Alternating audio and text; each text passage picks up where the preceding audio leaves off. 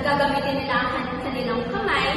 For example, 4 plus 5. Bawat number is ibababa nila ang kanilang daliri. 1, 2, 3, 4, 5, 6, 7, 8, 9. So, 4 plus 5 equal to 9. Paano kaya kung mas malaki yung number, then hindi magkasya yung number sa daliri nila.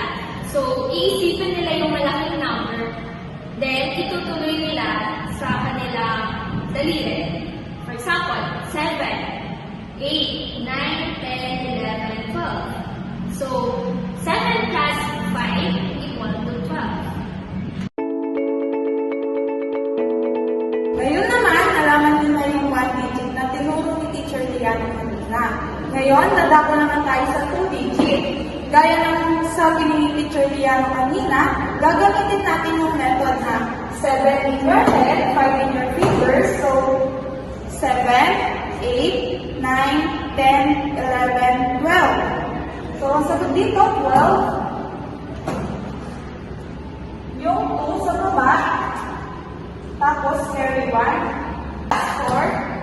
So, 7 in your head, 4 in your fingers, 8, 9, 10, 11, plus 1 equals 12. So, ang sagot ay 122.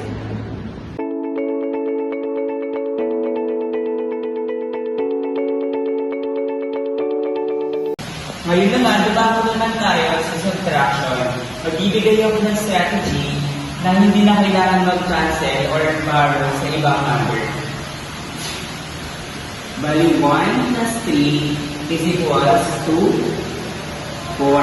Pag-add lang natin yung number dito sa taas, tapos makukuha na natin ang sagot. Bali, 1 plus 3 is equals to 4. Then 13 minus 9 is equals to 4. Ngayon naman, dumako naman tayo sa tatlong digit na number. 1 plus 0 is equals to 1. 1 plus 4 is equals to 5. Bali, ang sagot ay number 5. 104 minus 99, ang sagot ay number 5.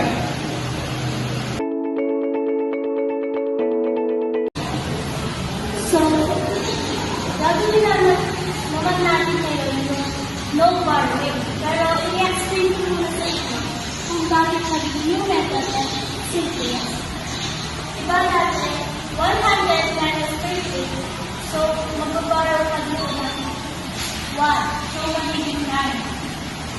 And ito, magiging 10. So, 10 minus 8 is equals to 2. And 9 minus 8 is equals to 6. Next one is new methods, which is yung no borrowing.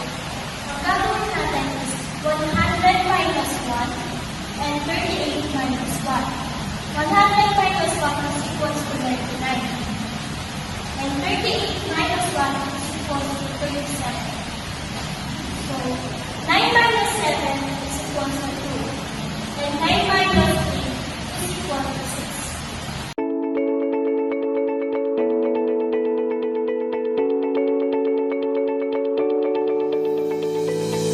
Magandang araw mga bata. Ngayon naman, natutunan niyo na ang different strategies sa pag-solve ng addition at subtraction. Ngayon naman ay dumako tayo sa multiplication. Ngayong araw ay issue ko ang pag-solve ng 2-digit numbers sa multiplication. Ngayon, meron akong number na 63 multiplied by 36. First, ay multiply natin ang 6 times 3. At ang sagot ay 18. Ngayon, tinagagawin natin sa kabilang side na 6 times 3 ay 18. Tapos, i-cross multiply natin ang dalawang numbers na to. Na 3 times 3 ay 9 at 6 times 6 ay 36. Tapos, ipag-add natin yung dalawang digit na nasa taas. 26 plus 9 ay 45 ang huli. Alam natin.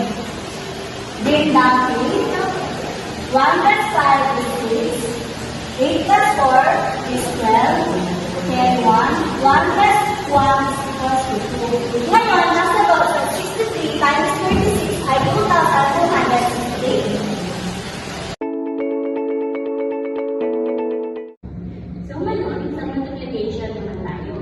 Ito yung strategy na to ay yung tinatawag na skip counting with serials. So magbibigay ako ng example ng multiplication. 6 times 7. So gagawa tayo ng 6 na line. 1, 2, 3, 4, 5, 6. And then 7 na serials. 1, 2, 3, 4, 5, 6, 7. So, yung 7 na dito, is ilalagay na natin siya dito. And itutuloy lang natin yung 7 na to para malagyan natin ito. 7, 8, 9, 10, 11, 12, 13, 14. Yung 14, ilalagay natin dito. And then, itutuloy lang ulit natin. 14, 15, 16, 17, 18, 19, 20, 21. Yung 21 dito. Itutuloy lang ulit natin siya. 21, 22, 23, 24, 25, 26, 27, 28, 28. Itutuloy lang ulit natin. 29, 30, 31, 32, 33, 34, 35. 35 dito. And then, itutuloy lang ulit natin para makuha natin yung final answer. 35, 36, 37, 38, 39, 40, 41, 42. Ito, nasa muli, yung pinaka-final answer natin. 6 times 7 is equal to 42.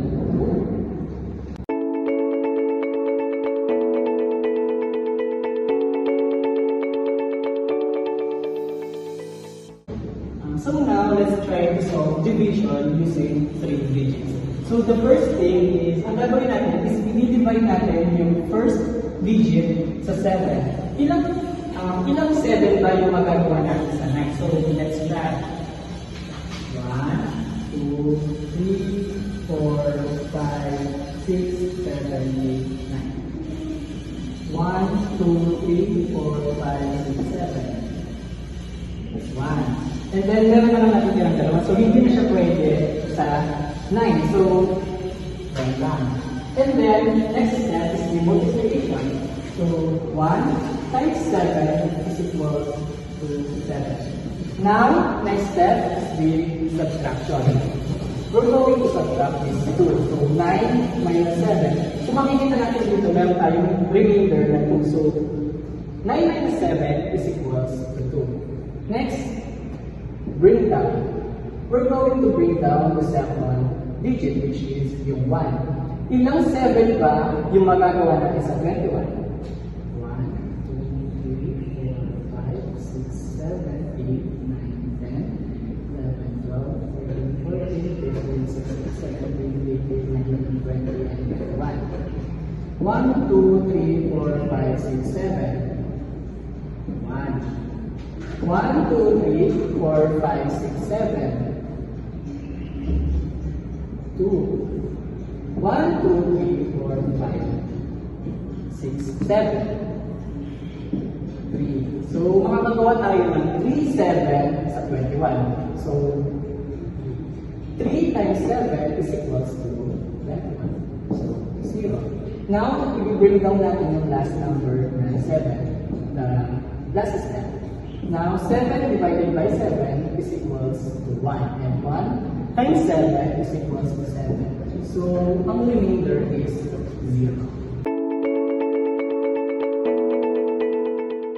Sa multiplication, meron tayong tinatawag na skip counting with serials. Sa division, meron din. Ito yung gagawin natin ngayon. And for example, meron tayong 15 divided by 3. Bali, unang step nito, isahanapin natin yung pinakamaliit na number, which is yung 3. Tapos, i-enumerate natin kung ano yung mga divisible number by 3, which is yung mga 3, 6, 9, 12, tsaka 15. Ihinto tayo sa 15 kasi hanggang dun lang yung bigger number natin. Tapos, bibilangin natin kung pang ilang place yung number 15. For example, 1, 2, 3, 4, 5. Bali yung answer sa 15 divided by 3 is equal to 5.